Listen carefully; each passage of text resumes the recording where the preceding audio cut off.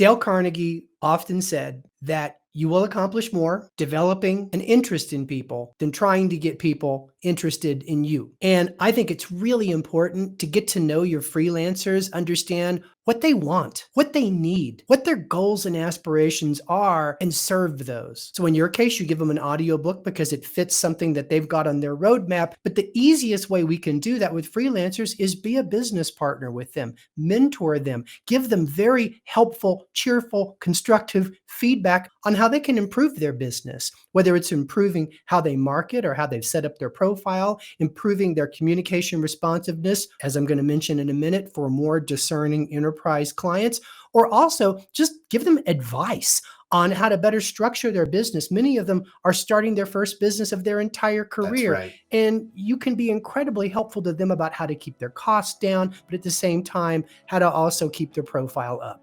Thanks for stopping in and watching this video. If you found it helpful, you can find others just like it at the link below and subscribe while you're at it.